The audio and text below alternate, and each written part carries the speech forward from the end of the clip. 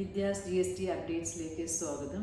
ചിലർ ആരോഗ്യ പ്രശ്നങ്ങൾ നേരിട്ടതിനാലാണ് വീഡിയോ അപ്ലോഡ് ചെയ്യാനായിട്ട് സാധിക്കാത്തത്. ഇന്ന് നമ്മളിവിടെ ഡിസ്കസ് ചെയ്യുന്ന വിഷയം മാർച്ച് എൻഡ്, അതായത് ഇയർ എൻഡിൽ എന്തൊക്കെ കാര്യങ്ങളാണ് ശ്രദ്ധിക്കേണ്ടത്, എന്തൊക്കെ മുൻകരുതലുകൾ നമ്മൾ എടുക്കണം എന്നുള്ള കാര്യങ്ങളെക്കുറിച്ചാണ് ഇന്നിവിടെ ഡിസ്കസ് ചെയ്യുന്നത്. അതിനെക്കുറിച്ചൊരു 10-12 പോയിന്റ് എന്തൊക്കെയാണെന്ന് നമുക്ക് നോക്കാം.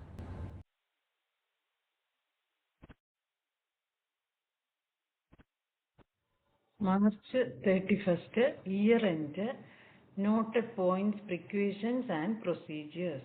മാർച്ച് 31st നമ്മൾ, അതായത് ഏപ്രിൽ 1 മുമ്പ് നമ്മൾ എന്തൊക്കെ പോയിന്റ്സ് ആണ് നോട്ട് ചെയ്യേണ്ടത്, എന്തൊക്കെ മുൻകരുതലുകളാണ് എടുക്കേണ്ടത്, എന്തൊക്കെ പ്രൊസീജിയേഴ്സ് പാലിക്കണം എന്നുള്ളതിൻ്റെ കുറച്ച് കാര്യങ്ങളാണ് ഞാൻ നിങ്ങൾക്കായിട്ട് ഷെയർ ചെയ്യുന്നത്. ആദ്യമായിട്ട് ഇൻവോയ്സ്. ഏപ്രിൽ 1 മുതൽ പുതിയ ഇൻവോയ്സ് സീരീസ് ആണ് നമുക്ക് ആരംഭിക്കാനുള്ളത്. അപ്പോൾ പലരും സംശയം ചോദിക്കാറുണ്ട്, പഴയ സീരീസ് കണ്ടിന്യൂ ചെയ്യാമോ എന്ന്. അപ്പോൾ നമുക്കതിനകത്ത് ഒരുപാട് പ്രാക്ടിക്കൽ ഡിഫിക്കൽട്ടീസ് ഉണ്ട് പഴയ ഇൻവോയ്സ് കണ്ടിന്യൂ ചെയ്യുമ്പോൾ. അപ്പോൾ എപ്പോഴും നമുക്ക് ബെനിഫിറ്റും സേഫും ആയിട്ടുള്ളത് പുതിയ ഇൻവോയ്സ് നമ്പർ വർഷവും കൂടി മെൻഷൻ ചെയ്തുകൊണ്ട് തന്നെ പുതിയ സീരീസ് തുടങ്ങുന്നതാണ് എപ്പോഴും നമുക്ക് നല്ലത്. അതായത് ഞാനൊരു എക്സാമ്പിൾ പറഞ്ഞിട്ടുണ്ട്. ഇപ്പോൾ 1 തുടങ്ങുവാണെങ്കിൽ അവിടെ 24-25 എന്നുള്ള വർഷവും കൂടി മെൻഷൻ ചെയ്യുക. കാരണം വർഷങ്ങൾക്ക് ശേഷമല്ല നോട്ടീസുകൾ വരുമ്പോൾ നമുക്കത് ഏത് വർഷത്തെ ഇൻവോയ്സ് ആണെന്ന് ഐഡൻറ്റിഫൈ ചെയ്യാനായിട്ട് ഇത് നമുക്ക് വളരെയധികം സഹായിക്കും. അപ്പോൾ ഏപ്രിൽ 1 മുതൽ പുതിയ ഇൻവോയ്സ് നമ്പറുള്ള സീരീസ് ആരംഭിക്കുക. അതാണ് ഒന്നാമത്തെ പോയിന്റ്. പിന്നെ രണ്ടാമത്തെ കാര്യം എന്ന് പറഞ്ഞാൽ ഈ ഇൻവോയ്സിനെ കുറിച്ചാണ്. 2023-24 അഗ്രിഗേറ്റ് ടേൺ ഓവർ 5 കോടിയോ അത് കൂടുതലോ ഉണ്ടെങ്കിൽ ഏപ്രിൽ 1, 2024 മുതൽ നമ്മൾ B2B സപ്ലൈസിന് ഈ ഇൻവോയ്സ് നിർബന്ധമായിട്ട് നമ്മൾ റേസ് ചെയ്യേണ്ടതാണ്.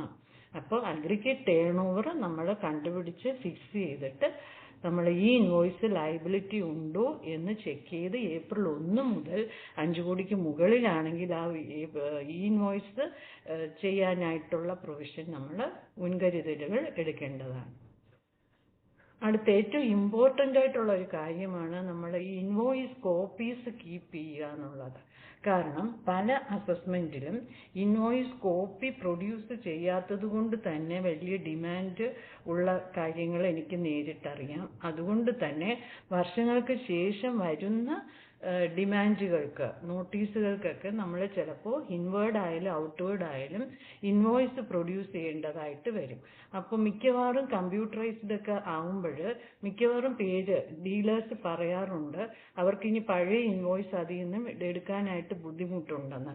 അപ്പോൾ ഒരു മെഡിസിൻ ഡീലറിന് ഈ ഒരു ഇൻവോയ്സ് കോപ്പി ഇല്ലാത്തത് കൊണ്ട് തന്നെ 9 ലക്ഷത്തോളം ഡിമാൻഡ് വരികയുണ്ട്. അതിൻ്റെ റീസൺ അവരുടെ സപ്ലയേഴ്സ് എല്ലാവർക്കും ഈ ഒരു കമ്പ്യൂട്ടറൈസ്ഡ് സിസ്റ്റം ആയതുകൊണ്ട് പഴയ ഇൻവോയ്സ് കോപ്പി ഡൗൺലോഡ് ചെയ്യാനായിട്ട് പറ്റില്ല. അപ്പോൾ 23-24 എല്ലാ ഔട്ട്വേർഡിൻ്റെയും ഇൻവേർഡിൻ്റെയും നമുക്ക് ഇൻപുട്ട് ടാക്സ് ക്രെഡിറ്റ് ഉറപ്പുവരുത്താനും നമ്മൾ ഔട്ട്വേർഡ് കറക്റ്റ് കാണിച്ചിട്ടുണ്ടെന്ന് ഉറപ്പുവരുത്താനും നമുക്ക് ഹാർഡ് കോപ്പിയോ സോഫ്റ്റ് കോപ്പിയോ ഇൻവോയ്സ് കോപ്പീസ് നമ്മളുടെ കൈവശം ഉണ്ടെന്ന് നമ്മൾ ഉറപ്പുവരുത്തേണ്ടതാണ്. അതാണ് മൂന്നാമതായിട്ട് നമ്മൾ ശ്രദ്ധിക്കേണ്ട ഒരു കാര്യം. ഇനി നാലാമത്തെ കാര്യം HSN കോഡ് ഇൻ ഈ ഇൻവോയ്സ്. നമുക്കറിയാം 5 കോടിക്ക് മുകളിലാണെങ്കിൽ നമ്മൾ എല്ലാത്തിനും ഈ ഇൻവോയ്സ് എടുക്കാൻ ബാധ്യസ്ഥരാണ്.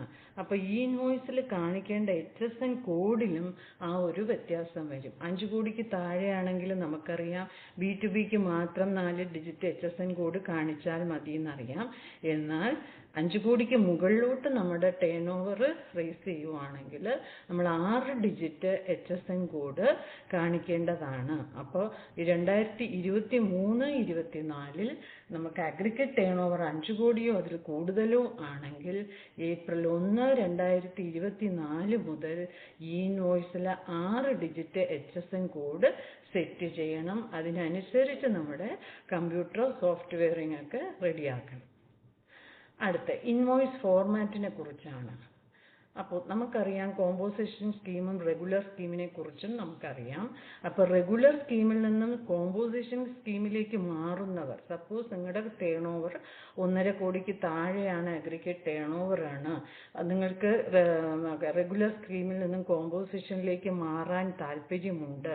അങ്ങനെ വരുന്ന സാഹചര്യത്തിൽ പലരും അവരുടെ ഇൻവോയ്സ് ഫോർമാറ്റ് ശ്രദ്ധിക്കാറില്ല, പഴയത് തന്നെ കണ്ടിന്യൂ ചെയ്യുന്ന ഒരു സാഹചര്യം കണ്ടുവരാറുണ്ട്. അപ്പം അതുകൊണ്ട് തന്നെ ആ സ്കീം ചേഞ്ച് ചെയ്യുന്നതോടൊപ്പം തന്നെ നിങ്ങളുടെ ബില്ലിൻ്റെ ഫോർമാറ്റും കൂടി ചേഞ്ച് ചെയ്യേണ്ടതാണ്. അതായത് നിങ്ങൾ ബിൽ ഓഫ് സപ്ലൈ ആക്കി മാറ്റണം. റെഗുലറിൽ നിന്ന് കോമ്പോസിഷൻ സ്കീമിലേക്ക് സ്വിച്ച് ഓവർ ചെയ്യുമ്പോൾ bill format bill of supply ആക്കി തന്നെ നമ്മൾ മെയിൻറ്റെയിൻ ചെയ്യണം. അല്ലാതെ ടാക്സ് ഇൻവോയ്സ് വെച്ച് നമ്മൾ ചെയ്യാൻ പാടില്ല. കാരണം മിക്കവാറും സ്റ്റാഫുകളൊക്കെ ആയിരിക്കും, ഇത് കൗണ്ടർ സ്റ്റാഫും ഒക്കെ ആയിരിക്കും. അപ്പോൾ ഇതിനകത്ത് അവർ ചിലപ്പോൾ ഓട്ടോമാറ്റിക്കലി ടാക്സ് കളക്ട് ചെയ്യുന്ന ഒരു രീതിയൊക്കെ ചിലപ്പോൾ കണ്ടുവരാറുണ്ട്. അപ്പോൾ അതുകൊണ്ട് തന്നെ ബിൽ ഫോർമാറ്റ് കറക്റ്റായിട്ട് മെയിൻറ്റെയിൻ ചെയ്യുക. അതുപോലെ തന്നെ തിരിച്ച് റെഗുലറിൽ നിന്ന് കോമ്പോസിഷൻ ആകുമ്പോൾ നമ്മൾ ബിൽ ഓഫ് സപ്ലൈ ചെയ്യുന്ന പോലെ തന്നെ കോമ്പോസിഷനിൽ നിന്നും റെഗുലറിലേക്ക് മാറുന്നവരുടെ അവരുടെ invoice format bill of supply ഒരിക്കലും മെയിൻറ്റെയിൻ ചെയ്യാൻ പാടില്ല. അവർ ടാക്സ് ഇൻവോയ്സ് തന്നെ മെയിൻറ്റെയിൻ ചെയ്യണം. കോമ്പോസിഷനിലേക്ക് റെഗുലർ ആകുമ്പോൾ ടാക്സ് ഇൻവോയ്സും, റെഗുലറിൽ നിന്ന് കോമ്പോസിഷൻ ആകുമ്പം ബിൽ ഓഫ് സപ്ലൈയും മെയിൻറ്റെയിൻ ചെയ്ത് ഇൻവോയ്സ് ഫോർമാറ്റ് കറക്റ്റായിട്ട് നമ്മൾ മെയിൻറ്റെയിൻ ചെയ്യേണ്ട ഒരു പ്രിക്കോഷൻ എടുക്കണം. അടുത്ത 6ാമത്തെ കാര്യം GST registration regular scheme to composition scheme. നമ്മൾ നേരത്തെ ഇൻവോയ്സിൻ്റെ കാര്യം പറഞ്ഞ പോലെ തന്നെ നമ്മൾ സ്വിച്ച് ഓവർ ചെയ്യേണ്ട ഒരു ആവശ്യം നമുക്ക് താല്പര്യം ഉണ്ടെങ്കിൽ financial year 2023-24 aggregate turn over 1.5 കോടിക്ക് താഴെയാണെങ്കിൽ റെഗുലർ സ്കീമിൽ നിന്നും കോമ്പോസിഷൻ സ്കീം ഓപ്റ്റ് ചെയ്യാവുന്നതാണ്. കോമ്പോസിഷൻ സ്കീം ഓപ്റ്റ് ചെയ്യേണ്ട അവസാന തീയതി മാർച്ച് 31, 2024 ആണ്. അപ്പോൾ 2024 മാർച്ച് 31 നമ്മൾ ഈ കോമ്പോസിഷൻ സ്കീം ഓപ്റ്റ് ചെയ്യാൻ താല്പര്യമുണ്ട്. 1.5 കോടിക്ക് താഴെയാണ് അഗ്രിഗേറ്റ് ടേൺ ഓവർ എങ്കിൽ അതിന് നമ്മൾക്ക് മാർച്ച് 31 വരെ സമയമുള്ളൂ. അതിന് മുമ്പ് തന്നെ നമ്മൾ അത് ചെയ്യേണ്ടതാണ്. Service composition. അപ്പോൾ നമുക്കറിയാം ഗുഡ്സ് കോമ്പോസിഷനുണ്ട്, സർവീസ് കോമ്പോസിഷനുണ്ട്. Financial year 2023-24 aggregate turnover 50 ലക്ഷത്തിന് താഴെയാണെങ്കിൽ മാർച്ച് 31, 2024 സർവീസ് കോമ്പോസിഷൻ ഓപ്റ്റ് ചെയ്യാമെന്നാണ്. അവസാന തീയതി 31/3, 2024 ആണ്. അപ്പോൾ ഇതിന് ആപ്ലിക്കേഷൻ കൊടുക്കേണ്ടത് CMP 02 നമ്മൾ ആപ്ലിക്കേഷൻ കൊടുക്കേണ്ടത്. അപ്പോൾ ഗുഡ്സ് കോമ്പോസിഷൻ, സർവീസ് കോമ്പോസിഷൻ, ഗുഡ്സിനാണെങ്കിൽ 1.5 കോടി, സർവീസിനാണെങ്കിൽ 50 ലക്ഷം, അതിനുള്ളിൽ താഴെയാണ് നിങ്ങളുടെ ടേൺ ഓവർ എങ്കിൽ മാർച്ച് 31 നിങ്ങൾക്ക് കോമ്പോസിഷൻ സ്കീം ഓപ്റ്റ് ചെയ്യാവുന്നതാണ്. 7ാമത്തെ point goods transport agency GTA service. ഇപ്പോൾ റിവേഴ്സ് ചാർജ്, ഇപ്പോൾ GTA ഫോർവേഡ് ചാർജും ഉണ്ട്, റിവേഴ്സ് ചാർജും ഉണ്ട്. അപ്പോൾ ഇവർക്ക് സ്വിച്ച് ഓവർ ചെയ്യാൻ പറ്റും. റിവേഴ്സ് ചാർജിൽ നിന്നും ഫോർവേഡ് ചാർജിലേക്ക് മാറാൻ അനസ്റ്റർ 5 ആപ്ലിക്കേഷൻ നൽകേണ്ടത്. അതിൻ്റെ അവസാന തീയതി മാർച്ച് 31, 2024 ആണ്. റിവേഴ്സ് ചാർജിൽ നിന്നും ഫോർവേഡ് ചാർജിലേക്ക് മാറേണ്ട ഫോം അനസ്റ്റർ 5, അതിൻ്റെ ഡേറ്റ് മാർച്ച് 31 ആണ്. അതുപോലെ തന്നെ തിരിച്ച് ഫോർവേഡ് ചാർജിൽ നിന്നും റിവേഴ്സ് ചാർജിലേക്ക് മാറാനായിട്ട് അനസ്റ്റർ 6 ആപ്ലിക്കേഷൻ നൽകേണ്ടത്. അതിൻ്റെ ഡേറ്റും മാർച്ച് 31, 2024 ആണ്. ഇനി 8ാമത്തെ പോയിന്റ് ലെറ്റർ ഓഫ് അണ്ടർടേക്കിംഗ് ആണ്.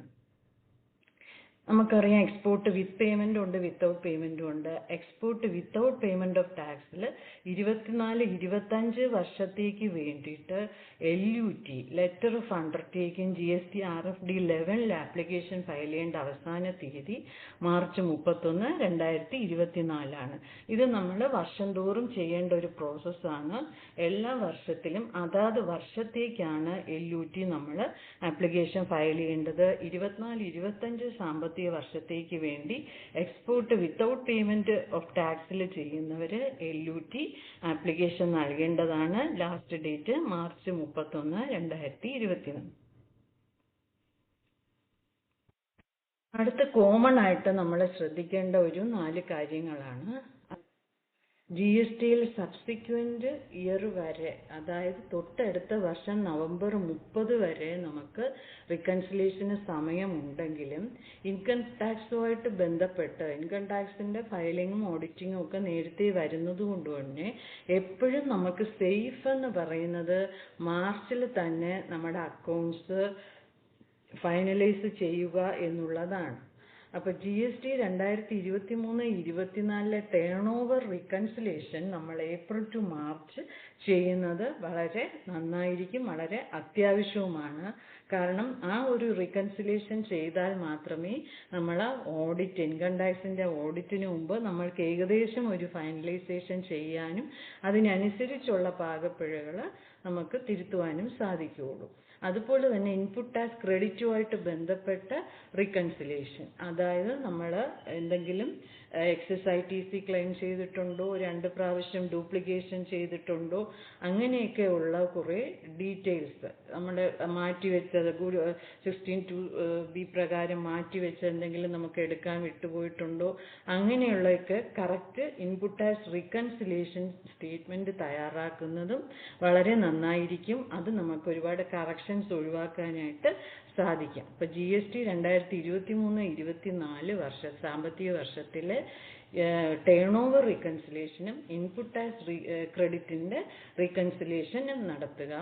അതുപോലെ തന്നെ റിവേഴ്സ് ചാർജ് മെക്കാനിസം, അപ്പം പല മുൻ വർഷങ്ങളിലോ അല്ലെങ്കിൽ ഈ വർഷം തന്നെ ഏതെങ്കിലും RCMന് പേയ്മെൻറ്റ് നമ്മൾ അടയ്ക്കാനായിട്ട് വിട്ടുപോയിട്ടുണ്ടോ, അങ്ങനെയൊക്കെ ഉള്ളത് നമ്മൾ ഈ മാർച്ച് മാസത്തിൽ തന്നെ ചെയ്യുന്ന രീതിക്ക് റീകൺസിലേഷൻ നടത്തുക. കാരണം ഇങ്ങനെ ചെയ്യുന്നതുകൊണ്ടുള്ള ഗുണം, ഇപ്പം നമ്മൾ റീകൺസിൽ ചെയ്താൽ മാർച്ചിലെ റിട്ടേൺ നമ്മൾ ഫയൽ ചെയ്യുന്നത് ഏപ്രിൽ മാസത്തിലാണ് GST റിട്ടേൺ.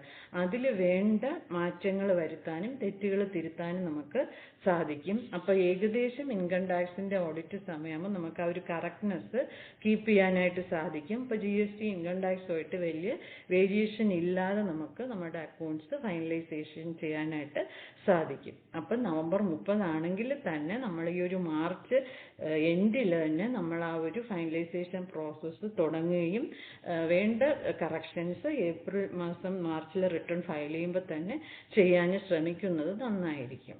അതുപോലെ തന്നെ ഏറ്റവും വലിയ ഇമ്പോർട്ടൻ്റ് ആയിട്ടുള്ള ഒരു കാര്യമാണ് അഗ്രിഗേറ്റ് ടേൺ ഓവർ. കാരണം GSTയിലെ പലതിൻ്റെയും ഒരു പോയിന്റ് എന്ന് പറയുന്നത്, അതിൻ്റെ എക്സ്ട്രീം എന്ന് പറയുന്ന ടേൺ ഓവർ ബേസ് വെച്ചിട്ടാണ് പലതും. ഇൻവോയ്സ് ആണെങ്കിലും നമ്മുടെ കോമ്പോസിഷൻ ഓപ്റ്റ് ചെയ്യുന്നതാണെങ്കിലും അതിൻ്റെയൊക്കെ ഇതെന്ന് പറഞ്ഞത് ടേൺ ഓവറിനെ ബേസ് ചെയ്താണ് അത് നമ്മൾ എലിജിബിൾ ആണോ എലിജിബിൾ അല്ലേ എന്നുള്ള കാര്യം ഡിസൈഡ് ചെയ്യുന്നത്. അതുകൊണ്ട് തന്നെ നമ്മളുടെ ടേൺ ഓവർ ബിൽ വൈസ് ഉള്ള ഔട്ട്വേർഡിൻ്റെ ടേൺ ഓവർ കൂടാതെ തന്നെ നമ്മുടെ ഇൻകം ടാക്സിൻ്റെ 26 Aസിലും അതുപോലെ ഇൻകം ടാക്സ് സൈറ്റിലെ ആനുവൽ ഇൻഫർമേഷൻ സ്റ്റേറ്റ്മെൻറ്റ് AESലും ഒക്കെ കുറേ ഡീറ്റെയിൽസ് നമ്മൾ ഫയൽ ചെയ്യുന്ന സമയത്ത് ഡൗൺലോഡ് ചെയ്യുമ്പോൾ കാണാറുണ്ട്. അപ്പോൾ റെൻറ്റ് പോലെയുള്ള കാര്യങ്ങളൊക്കെ അതിനകത്ത് വരാറുണ്ട്, ചില കമ്മീഷനുകൾ വരാറുണ്ട്. അപ്പോൾ ഇങ്ങനെയുള്ള കാര്യങ്ങൾ, ഡിസ്കൗണ്ട്, ഒരുപാട് ക്രെഡിറ്റ് നോട്ട്, അങ്ങനെയുള്ള ഒരുപാട് കാര്യങ്ങൾ ഈ ഒരു 26 Aസിലും AESലും കണ്ടുവരാറുണ്ട്. അപ്പം അങ്ങനെയുള്ള കാര്യങ്ങളും കൂടി അഗ്രിഗേറ്റ് ടേൺ ഓവർ ഫിക്സ് ചെയ്യുമ്പോൾ നമ്മൾ ചെക്ക് ചെയ്യേണ്ടതായിട്ടുണ്ട്. അപ്പോൾ ഔട്ട്വേർഡ് ഡീറ്റെയിൽസ് GST റിട്ടേണിൽ കാണിച്ചത് കൂടാതെ തന്നെ ഇങ്ങനെയുള്ള 2 സ്റ്റേറ്റ്മെൻറ്റും കൂടെ കൺസിഡർ ചെയ്തിട്ട് വേണം നമ്മൾ നമ്മുടെ അഗ്രിഗേറ്റ് ടേൺ ഓവർ ഫിക്സ് ചെയ്യാനായിട്ട്. അതുപോലെ തന്നെ ഒരു കാര്യവും കൂടി നമ്മൾ പ്രത്യേകം ശ്രദ്ധിക്കണം, നമ്മളുടെ ബാങ്ക് ഡീറ്റെയിൽസിൽ വന്നിട്ടുള്ള കംപ്ലീറ്റ് ഇൻകം, ഇപ്പം ട്രേഡ് സംബന്ധമായാലും കമ്മീഷനായാലും റെൻ്റായാലും എന്ത് ഇൻകം ആയാലും അതും കൂടി നമ്മൾ റീകൺസൈൽ ചെയ്ത് വേണം നമ്മുടെ അഗ്രിഗേറ്റ് ടേൺ ഓവർ ഫിക്സ് ചെയ്യാനായിട്ട്. അപ്പം ഇങ്ങനെയുള്ള ഒരു 12 കാര്യങ്ങളാണ് മാർച്ച് 31 മുമ്പ് നമ്മൾ പ്രൊസീജിയറായിട്ട് പാലിക്കേണ്ടതും മുൻകരുതലുകൾ എടുക്കേണ്ടതും ശ്രദ്ധിക്കേണ്ടതുമായ കാര്യങ്ങൾ. ഇത് നിങ്ങൾക്കേറെ ഉപകാരപ്പെടും എന്ന് വിചാരിക്കുന്നു. ഈ വീഡിയോ നിങ്ങൾക്ക് ഇഷ്ടപ്പെട്ടുവെങ്കിൽ നിങ്ങൾ ലൈക്ക് ചെയ്യുക, ഷെയർ ചെയ്യുക, സബ്സ്ക്രൈബ് ചെയ്യാത്തവർ സബ്സ്ക്രൈബ് ചെയ്യുക. ഇനിയും ഇതുപോലെയുള്ള വാല്യുബിൾ ഇൻഫർമേഷൻസുമായിട്ട് ഇനിയും നിങ്ങൾക്ക് ഞാൻ വീഡിയോസ് അപ്ലോഡ് ചെയ്യുന്നതാണ്. നന്ദി, നമസ്കാരം.